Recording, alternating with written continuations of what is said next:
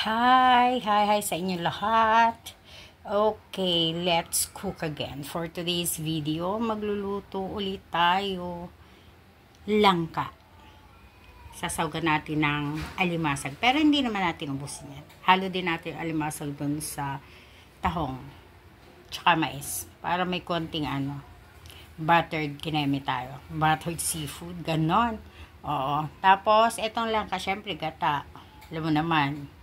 Gata is life. So, gagatain ko siya. Tapos, haluan ko ng alimasag. Okay, let's prepare. Ayan, sinalang natin ang ating langka. Lutuin muna natin siya sa konting water. Di mo na gata.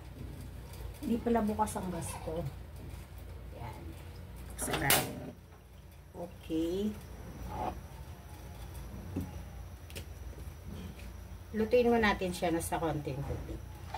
Kasi, para hindi makigata. Pag hindi mo niluto sa konting tubig, makigata. So, mamaya na yung gata. Pag medyo patapos na. Ayan. Then, yung rin, mamaya na, yung alimasag. Mamaya unti. Lagay lang tayo ng mga konting pampalasa para aray ko ingay ng bata. Sino ba yun? Sa kapitbahay. Kasi kapitbahay ko yun, building, may anak singay. So ayan, lutuin mo natin siya sa tubig. Then mamaya lalagyan ko kata. Nilagyan ko na siya ng alimasag. Ayan, konti lang syempre. Kasi lalagay ko sa tahong yung iba. Konti lang naman binili ko. Mahal kasi. Mahal ngayon ng alimasag. Almost pag 400 ang isang kilo. So, konti lang. Kahonti-konti lang. Kasi, tipid is life, you know. Nanay, kailangan magtipid. Hindi naman tayo yamanin. O, diba? Para lang may lasa. Malasa siya. So, ganyan na siya. Pero luluto talaga natin siya sa tubig. Medyo matagal kasi maluto ang langka. Medyo makunat yan. Kaya kailangan natin siya lutuin sa water. Then, mamaya pag luto na siya, lagay natin ang ating gata. Dun lang tayo. Yun ang pang finale. Okay. Habang di pa luto yun, pakita ko lang sa inyo. Natuwa lang ako, bumili ako ng bagong lutuan.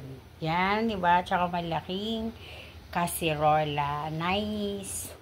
Diba, oh, laki. Para naman, may bago akong lutuan.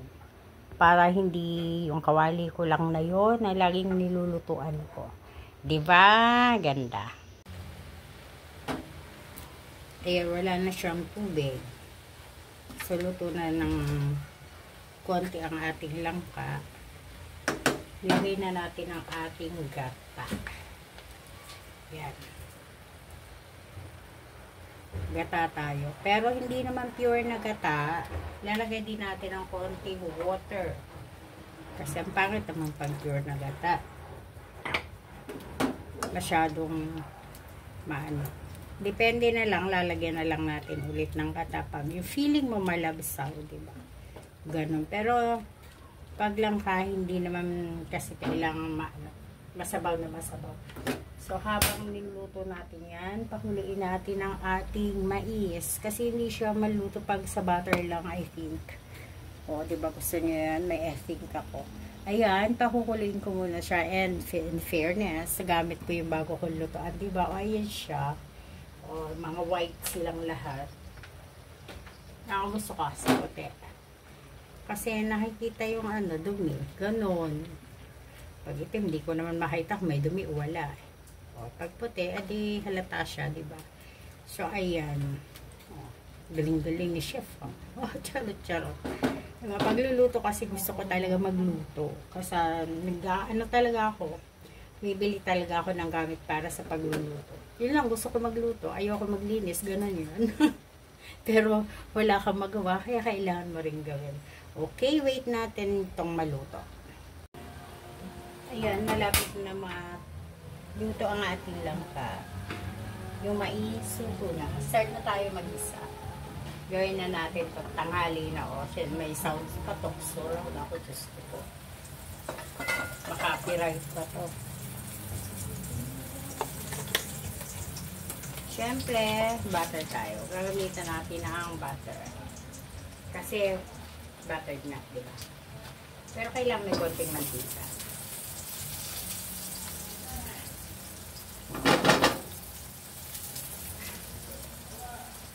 Hindi siya nakikita. Malalim kasi itong isang kawali ko eh. Kaya isa medyo mababaw lang. Dami-damihan natin ang butter. Yan. Yan. Then, ating ilagay ang ating luya. Pagsabayin na natin yan sa kabawa. Talo-talo na yan. Maganda. Tapos yung langka natin. Yan. Tinapaano ko na lang konting na. Kasi pangat siya pag may sabaw. Yan na siya. Diba? Tsaka pag hilawang gata, hindi maganda. Diba? Pag magagatahay, tandaan nyo, yung gata, lulutuin nyo masyado. Hindi yung hilaw. Ayan. So, hinaan natin ang apoy nito. Mahinang-mahina. Dito naman, lagay natin ang ating sibuyas. Sibuyas.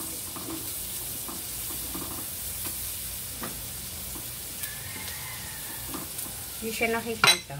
Kahit ako lang ng slide. Okay, ayan. Ayan. Puro butter lang. Hindi tayo maglagay muna ng ano. Butter lang tayo. Then, lagay na natin ang ating mga kailangan sa bukay. Okay, tako. Diba magkakatubig naman siya ng slide. Nilinis ko na yan. Tahong. And ang ating alimasag na ang taba. Grabe, mataba yung alimasag talaga. Oh, taba. Kaya pala siya mahal. Grabe, malaman talaga siya. Siyempre sinatin ko siya. Kasi, ano, malalaki naman siya. Saka gano'n naman sa mga seafood. Pati lang din pala. Para tipid na din. Always tipid is life. Ang ganda. Tapos, yung ganyan, palulutuin lang natin. Lagyan natin ng, may garlic na to. Isang buo ng garlic dito eh. Pero feeling ko lalagyan ko pa rin siya. Saka chili flakes. Ayan. Para may saya ng konti. Chili flakes. May sili pa ba ako? Wala na akong sili ah. So, garlic. Lagyan pa natin ang unti.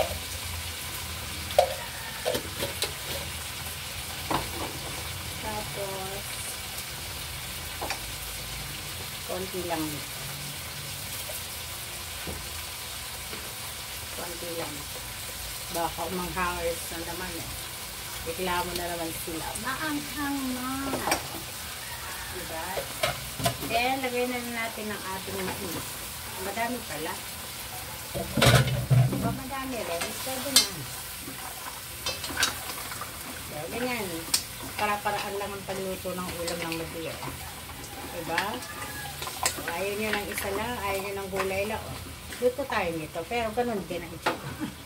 Ganun din ang halo. Hindi rin pala na iba, no? Ayun na po. So, wait natin maluto itong ating seafood. Wala pa pala akong nilagay na mapampalasa, no? Ayan ang sinasabi ko. Tumatanda ka na, girl. Ayan, yan natin. Matanda ka na, girl. Nakakalimutan mo na.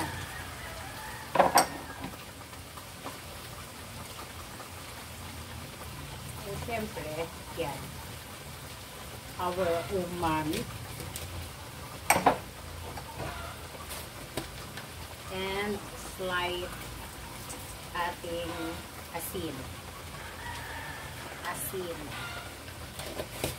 Then, slight na wala na akong ano, sesame seed. Sesame oil. Yan, sesame oil. Wala na akong sesame oil.